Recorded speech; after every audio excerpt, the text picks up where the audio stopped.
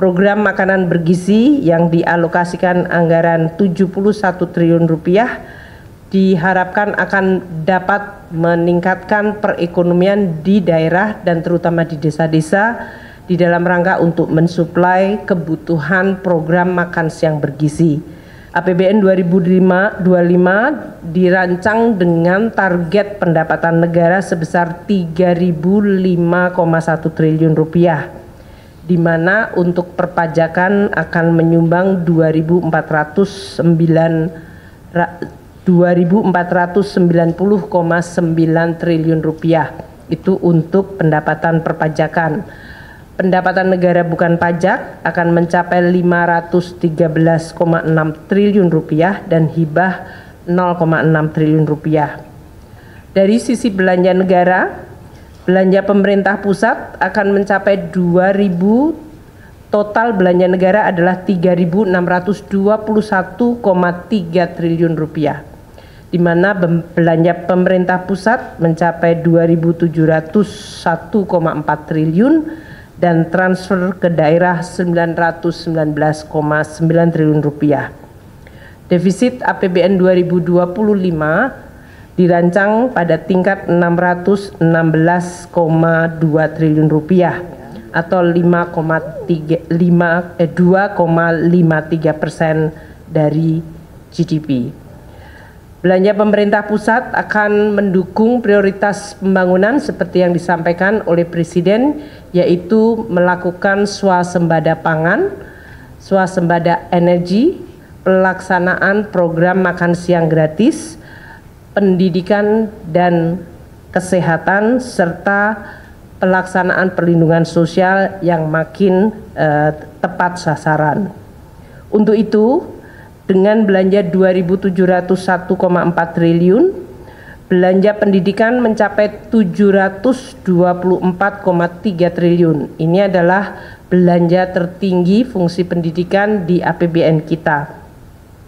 Untuk kesehatan 218,5 triliun rupiah, perlindungan sosial mencapai 503,2 triliun rupiah, dan untuk ketahanan pangan mencapai 144,6 triliun rupiah.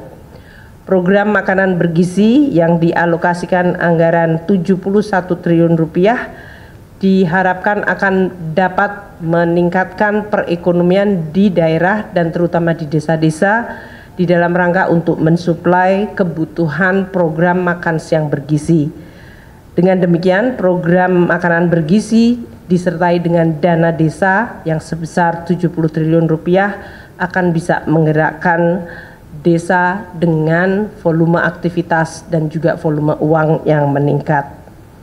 Selain itu, Presiden Prabowo menyampaikan beberapa prioritas kegiatan 2025 seperti pemeriksaan kesehatan gratis yang dialokasikan anggaran 3,2 triliun, renovasi sekolah sebesar 20 triliun, terbentuknya sekolah unggulan terintegrasi dengan anggaran 2 triliun, serta terbangunnya lumbung pangan nasional daerah dan desa dengan dana mencapai 15 triliun rupiah.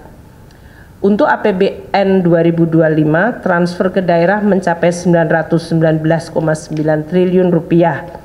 Ini tetap diarahkan agar terjadi sinkronisasi dan sinergi antara belanja pusat dan daerah sehingga dapat meningkatkan kesejahteraan, pemerataan dan pelayanan publik. Di dalam Undang-Undang APBN 2025 juga telah dimasukkan berbagai undang-undang seperti undang-undang untuk hubungan keuangan pusat dan daerah, di mana daerah akan meningkat dari sisi local taxing power-nya dan juga bisa melakukan pembiayaan yang lebih inovatif.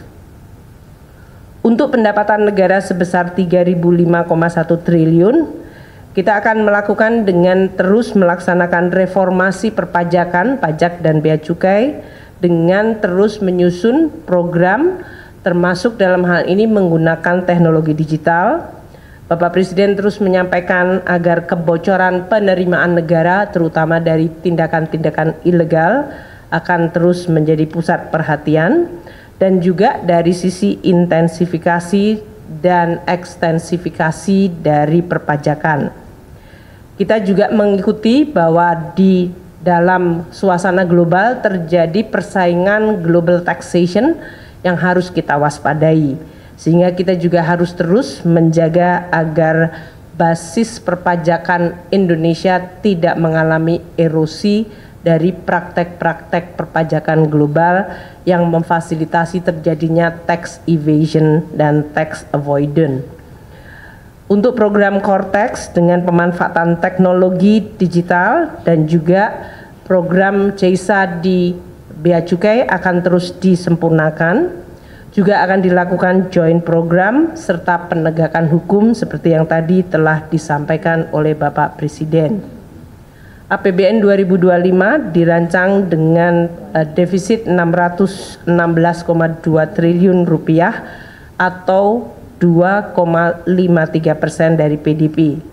Dalam kondisi global yang terus dinamis, pembiayaan defisit akan dilakukan secara hati-hati dengan terus meningkatkan kredibilitas, sustainabilitas, dan kesehatan APBN sehingga biaya dari defisit dapat terus ditekan.